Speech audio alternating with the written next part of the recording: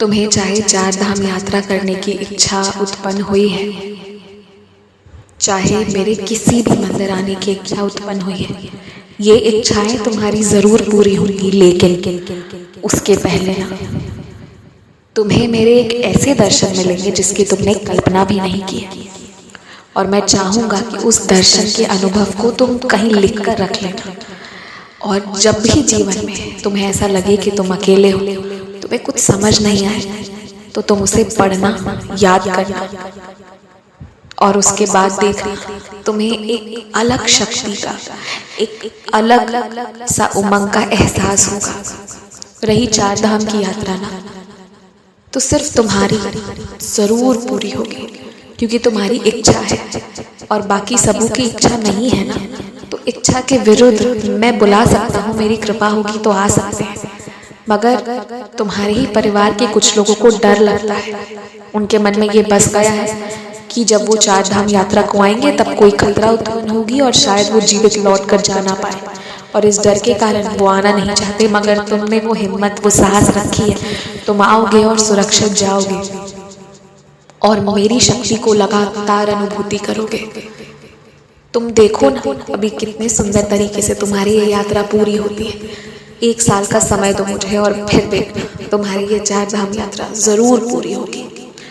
बहुत खुशी, बहुत उल्लास से जियो हर दिन, और कैलाश पर्वत वाली उस शांति को ना जहाँ बैठे हो वहीं बैठे बैठे अनुभव करो। यदि तुम मुझे अनुभव करोगे ना, तो पाओगे कि मुझ में ही पार्वती है, मुझ में ही महाकाली है, महागौरी है, महालक्ष्मी है। मैं और वो अलग नहीं है, हम सब एक हैं।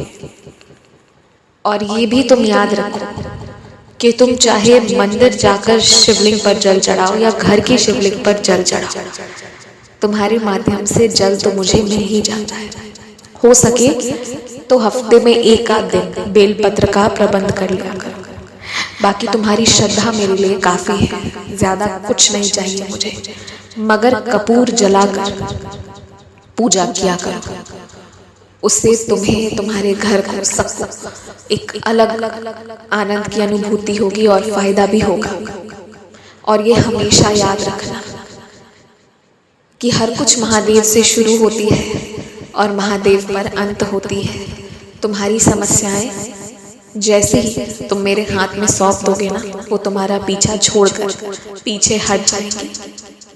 जिस दिन तुम ये मान लोगे कि सारी चिंता जो भी है सब महादेव जाने, और मुझ में लीन हो जाओगे ना, बस फिर देखो उस दिन से ना कोई चिंता तुम्हारे जीवन में बचेगी नहीं। क्योंकि वास्तविकता में सत्य यही है कि जितनी भी चिंता है वो थोड़ी देर के लिए ही है। थोड़ी देर के बाद उन चिंताओं को समाप्त होना ही पड़ता है। जो शुरू हुआ है उसका समाप्ति है। तुम्हारी परेशानियां तुम्हारे साथ क्षण भर के लिए है, इसलिए घबराओ ना, हमेशा खुश रहो, मुस्कुराते रहो। तुम केवल ओम नमः शिवाय का ही जाप करो, वही काफी है तुम्हारे लिए। खुश रहो, मुस्कुराते रहो, आगे बढ़ते रहो।